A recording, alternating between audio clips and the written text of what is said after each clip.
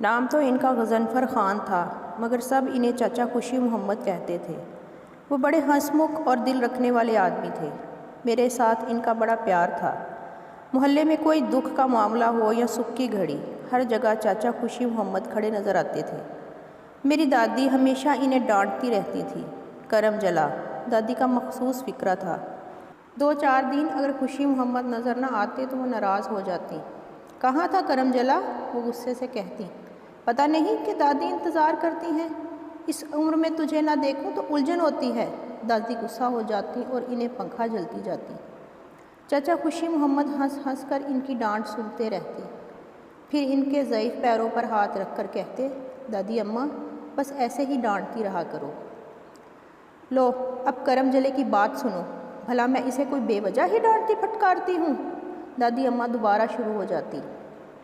دادی اماں بدن کے نچلے حصے سے معذور تھی، نچلے دھڑ میں حرکت بہت معمولی تھی۔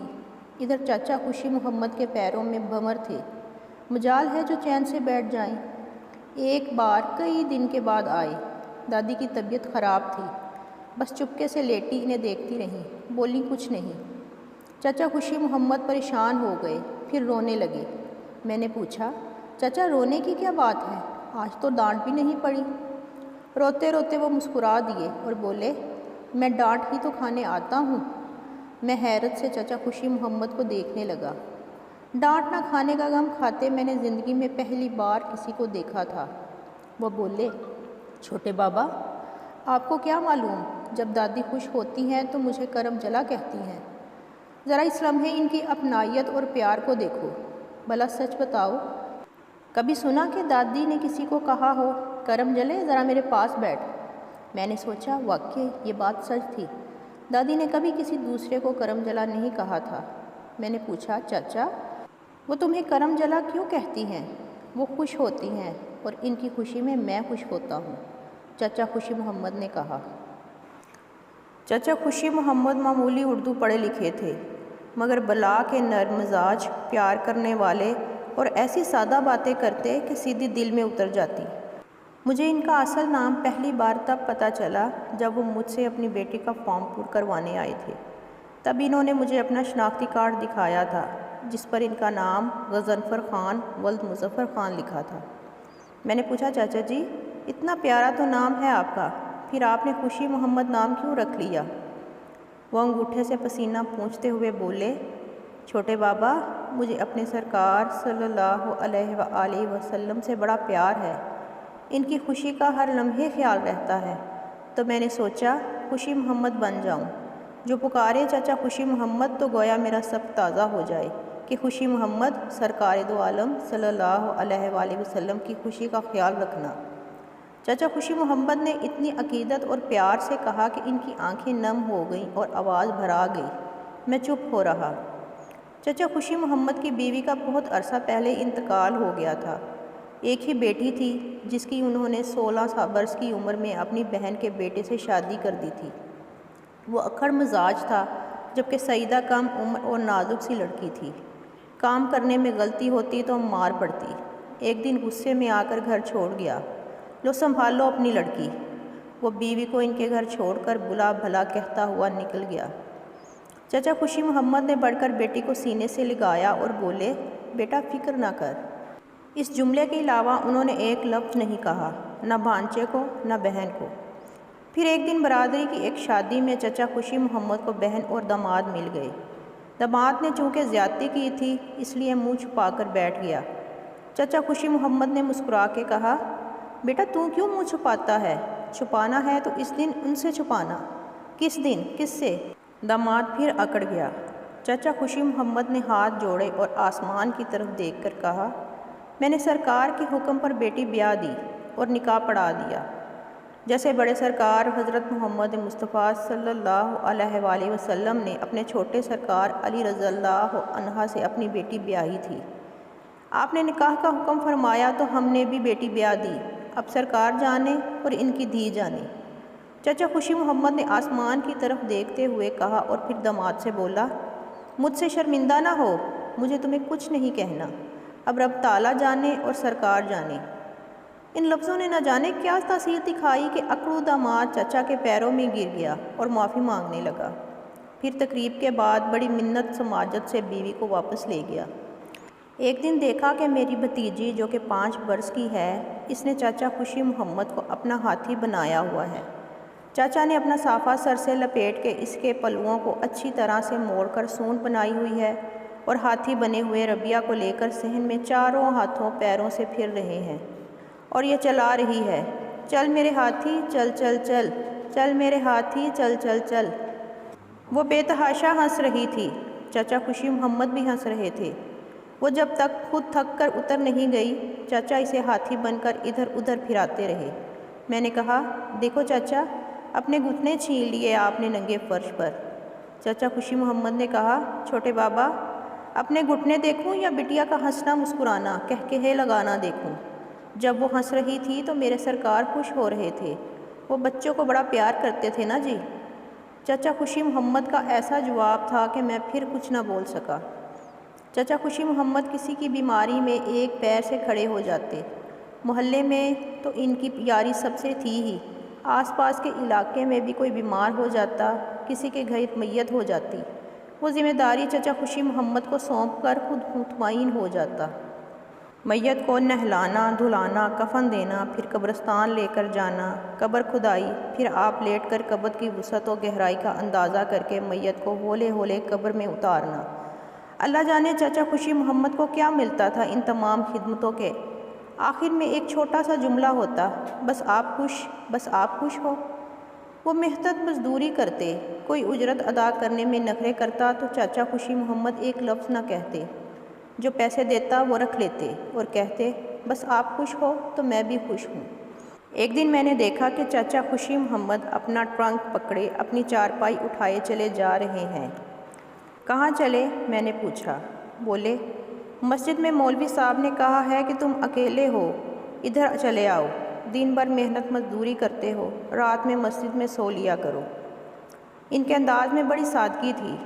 میں نے کہا، آپ کا گھر ہے تو صحیح، پھر مسجد میں رہنے کی کیا ضرورت ہے؟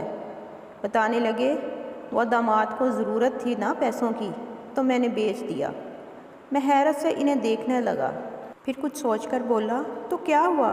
ہمارا اتنا بڑا گھر ہے، وہ آپ ہی کا تو ہے، دادی کو پتہ چلے گا تو وہ ناراض ہو جائیں گی کہ گھر کے ہوتے ہوئے آپ مسجد میں کیوں رہیں۔ چاچا خوشی محمد ہنسنے لگے۔ چھوٹے بابا، انہوں نے کہا، اب آخری عمر میں لوگوں کا احسان کیا لینا، اللہ کی دی جان ہے، اللہ کو ہی دینی ہے، تو پھر کیا اس کے پاس ہی جا رہا ہوں، انہوں نے نرمی سے کہا، پھر ہنسے اور مسجد میں داخل ہو گئے۔ میں نے گھر آ کے دادی کو بتایا تو وہ ہنسنے لگی، بولی، کرم جلے کی ضدیں تو دیکھو، اب اللہ کے گھر رہنے چلا ہے، جا اسے لے آ۔ مگر چاچا خوشی محمد نے مسجد نہیں چھوڑی۔ میں کچھ دنوں کے بعد چاچا سے ملا تو انہیں بخار تھا، کمزور بھی بہت ہو گئے تھے، گھٹنے سوجے ہوئے تھے، وہ کہیں سے ابھی ابھی آئے تھے۔ میں نے پوچھا، اتنی خراب طبیعت میں کہاں گئے تھے؟ بولے، چک حمید میں ماسٹر نور الدین کا انتقال ہو گیا، جنازے میں شریک ہونے چلا گیا تھا، یار بچپن کا بیلی تھا، نہ جاتے، طبیعت ٹھیک ہو جاتی تو پرسہ دے آتے۔ چاچا خوشی محمد بولے، نہ چھوٹے بابا نہ، کیا سوچتا وہ کہ جب تک جیتا رہا خوشی محمد آتا رہا، اب مر گیا تو جنازہ پڑھنے نہیں آیا۔ ناراض ہو جاتا اور سرکار پاک سے شکایت کر دیتا تو میں تو گیا تھا نا۔ آخری جملے انہوں نے کچھ اتنی رکت سے کہے کہ میری آنکھوں میں بھی آنسو آ گئے۔ چاچا خوشی محمد نے کہا، چھوٹے بابا ایک بات کہنی تھی آپ سے۔ جی کہیے۔ یہ لیجئے، انہوں نے اپنی جیب سے ایک تہہ کیا ہوا کاغذ نکالا، اسے حفاظت سے رکھ لیجئے گا، کھولیے گا نہیں، میں مر جاؤں تو میرے کفن میں میرے سینے پر رکھ دینا چپکے سے، وعدہ کریں۔ میں حیرت سے چاچا خوشی محمد کا منہ تکنے لگا، کیسی عجیب و غریب سی فرمائش تھی ان کی۔ میں نے کہا، چاچا جی، اللہ نہ کرے کہ تم مرو۔ چاچا مسکرانے کے بعد بولے، لو، مرنا تو سب کو ہی ہے اور میرا مرنا تو بہت ضروری ہے۔ کیوں بھائی؟ میں نے زچ ہو کر کہا، جنت کا ایسا شوق لگا ہے؟ مجھے جنت کی چاہت نہیں، چاچا خوشی محمد نے مسکرا کے کہا۔ پھر یہ ابھی آپ نہیں سمجھیں گے چھوٹے بابا، انہوں نے ہنس کے کہا، بس ایک بات بتائیں، آپ مجھ سے خوش ہو نا؟ کبھی ناراض تو نہیں ہوئے؟ چچا جی آپ بہت اچھے ہیں، میں آپ سے بہت خوش ہوں، میں نے کہا۔ بس کافی ہے، چچا خوشی محمد ہنس دیے۔ 3 دن کے بعد چچا خوشی محمد کا انتقال ہو گیا۔ فجر کی اذان کے ساتھ ہی اعلان ہوا، حضرات چچا خوشی محمد کا انتقال ہو گیا ہے۔ لوگ جمع ہونے لگے۔ چچا جی کی چارپائی حجرے میں رکھی تھی۔ ان کا چہرہ بے حد پرسکون تھا۔ ایک ہی بیٹی تھی جو شوہر کے ساتھ شہر منتقل ہو گئی تھی، اس لیے سب کا خیال تھا کہ چچا کا جنازہ بس محلے والے ہی پڑھ لیں گے۔ ویسے بھی جمعے کا دن تھا، چھٹی تو تھی نہیں، مگر سبحان تیری قدرت، جوں جوں ظہر کا وقت قریب آتا گیا، لوگوں کا نماز جنازہ کے لیے ہجوم بڑھتا چلا گیا۔ لوگ اتنے آ رہے تھے کہ مانو جیسے چونٹیاں بلوں سے ابل رہی ہوں۔ ظہر تک بھی لوگ آ رہے تھے، پھر معلوم ہوا کہ ابھی مزید لوگ آ رہے ہیں۔ بلا مبالغہ سینکڑوں نہیں ہزاروں لوگ ہوں گے۔ ہم سب حیران تھے کہ یہ کہاں سے اتنے لوگ گروہ در گروہ چلے آتے ہیں۔ امام صاحب نے کہا، نیک آدمی تھے، لوگوں کے دکھوں میں شریک رہتے تھے، ساری عمر لوگوں کو خوش رکھا۔ جب سب سمجھ رہے تھے کہ چند ہی لوگ ہوں گے، مگر کمال اوپر والے کی قدرت کے کہ کیا شاندار جنازہ ہے، وہ جنتی تھے، جنتی۔ ہم سب تائید میں سر ہلانے لگے۔ عصر کے وقت چاچا خوشی محمد کا جنازہ ہوا اور میں نے چاچا خوشی محمد کی امانت ان کے سینے پر چپکے سے تب رکھ دی جب انہیں کفن پہنایا جا رہا تھا۔ تدفین کے بعد لوگ رخصت ہو گئے تو میں نے دادی کو بتایا۔ دادی نے کہا، وہ کرم و جلا جنت میں بھی سب سے ٹہل ٹہل کر یہی پوچھ رہا ہوگا، آپ خوش ہیں نا؟ یہ کہہ کر دادی رونے لگ گئیں۔ اچھا جی، تو آپ سمجھ رہے ہوں گے کہ کہانی ختم ہو گئی۔ نہیں، اصل کہانی تو اب شروع ہوتی ہے۔ جیسا کہ دستور ہے، آنکھ اوجل پہاڑ و گجل، سو آہستہ آہستہ لوگ چچا خوشی محمد کو بھول بھال گئے۔ ویسے بھی ان کا یہاں تو کوئی تھا ہی نہیں، ماں باپ کے خود اکلوتے تھے، اور اولاد میں بھی ایک اکلوتی بیٹی، وہ بھی شہر جا بسی تھی اپنے میاں کے ساتھ۔ 2 سال گزر گئے چاچا خوشی محمد کے انتقال کو۔ اس مرتبہ ایسی زور کی بارشیں ہوئیں کہ سیلاب آ گیا۔ ہمارا علاقہ کافی متاثر ہوا، خاص طور پر مشرقی حصہ جہاں قبرستان بھی تھا۔ جب بارشیں رکیں اور سب نے اپنے گھر گھرانے کو ٹھیک کر لیا تو خیال آیا کہ چل کر ذرا قبرستان کا بھی جائزہ لے لیں۔ آج نہیں تو کل جانا تو ادھر ہی ہے۔ کسی کی ماں، کسی کا باپ، کسی کا بیٹا، کسی کی بیوی، سب وہیں تھے۔ بہرحال ہم سب اکٹھے ہو کر چل پڑے۔ وہی ہوا جس کا خدشہ تھا۔ زیادہ تر قبروں کی حالت بہت بری تھی، کوئی گڑھا بن گئی تھی تو کوئی دائیں بائیں سے بیٹھ گئی تھی۔ مجھے اچانک چاچا خوشی محمد کی قبر کا خیال آیا۔ میں ڈھونڈتا ہوا ادھر پہنچ گیا، دیکھا کہ چاچا کی قبر کی ایک سائیڈ کھل گئی ہے۔ میں نے دور سے دیکھا تو اندر کوئی سفید سی چیز نظر آئی۔ میں نے آواز دے کر سب لوگوں کو متوجہ کیا۔ چچا غفور، درزی عبدالحمید، غفار ٹھیکیدار، رحیم مستری، امام صاحب، سب ہی آ گئے۔ رحیم مستری نے قبر میں جھانکا اور بولا، ذرا دیکھو تو، جو میں دیکھ رہا ہوں کیا سچ ہے؟ کیا ہے کیا ہے؟ سب چاروں طرف اکٹھا ہو گئے۔ مستری رحیم نے ہاتھ بڑھا کر پتھر کا ایک ٹکڑا ہٹایا تو اندر سفید کفن نظر آنے لگا۔ ارے یہ تو بالکل تازہ کفن لگ رہا ہے، ٹھیکیدار غفار نے چلا کے کہا۔ امام صاحب نے بھی قریب آ کر دیکھا۔ اسی وقت شاید وہ پتھر ہٹانے سے ایک اور جانب سے قبر بیٹھ گئی اور قبر کا بڑا حصہ کھل گیا۔ اب اندر چچا خوشی محمد کی میت صاف دکھائی دے رہی تھی۔ یوں لگ رہا تھا کہ جیسے ابھی کچھ دیر پہلے ہی میت رکھی گئی ہو۔ سب لوگ بے تحاشا کلمہ طیبہ کا ورد کرنے لگے۔ مولوی صاحب نے کہا، چونکہ قبر کھل گئی ہے لہٰذا اسے درست کر کے دفن کرنا ضروری ہے، اگر کچھ نہ ہوتا تو بند کر دی جاتی۔ رحیم مستری نے کہا، وہ تھوڑی ہی دیر میں قبر تیار کر دے گا۔ ذرا دیر میں جنگل کی آگ کی طرح یہ قبر پھیل گئی۔ لوگ جوک در جوک جمع ہونے لگے۔ دوبارہ ایک سفید چادر منگوائی گئی اور میت کو منتقل کرنے لگے۔ دوبارہ تدفین کر کے ہم سب لوٹنے لگے تو اچانک مجھے ایک طرف وہ پرچہ نظر آیا جو میں نے چچا کی وصیت کے مطابق ان کے کفن کے اندر رکھا تھا۔ وہ دوبارہ تدفین کے وقت کسی طرح نکل کر باہر رہ گیا تھا۔ میں نے بڑھ کر وہ پرچہ اٹھا لیا۔ اب ایک بار پھر قبر کشائی نہیں ہو سکتی تھی اور میں ان سب کو اس بابت کیا بتاتا۔ میں نے دیکھا کہ قبر میں پانی کے باوجود وہ پرچہ خراب نہیں ہوا تھا۔ ہم واپس گھر لوٹ آئے۔ کچھ ہی دیر میں پورے علاقے میں یہ بات خوشبو کی طرح پھیل گئی۔ ہر طرف جذبات انگیز ہیجان پھیل گیا۔ بھلا یہ کوئی معمولی بات تو تھی نہیں کہ چچا خوشی محمد کی میت نہ صرف سلامت رہی تھی بلکہ ان کا کفن بھی بیلا نہیں ہوا تھا۔ میں نے اپنے کمرے میں آ کر جیب سے وہ پرچہ نکالا۔ اچانک مجھے چچا خوشی محمد کی بات یاد آ گئی۔ چھوٹے بابا، بس آپ نہیں سمجھیں گے۔ تو کیا یہ پرچہ مجھے سمجھانے کے لیے تھا؟ میں نے لرزتے ہاتھوں سے پرچہ کھولا۔ شکستہ تحریر میں لکھا تھا، اللہ میاں جی، نماز میری ٹوٹی پھوٹی، عبادت کوئی نہیں، مگر سرکار جی سے مجھے بہت پیار ہے۔ ایک مرتبہ مولوی جی نے مجھے جاہل کو بتایا کہ بڑے سرکار فرماتے ہیں، جو میری امتی کو خوش کرے گا وہ مجھے خوش کرے گا، جو مجھے خوش کرے گا وہ اللہ کو خوش کرے گا، جو اللہ کو خوش کرے گا اللہ اسے جنت دے گا۔ اللہ جی، مجھے جنت نہیں چاہیے، بس میں نے ساری عمر اپنے سرکار کے امتیوں کو خوش رکھنے کی کوشش کی ہے۔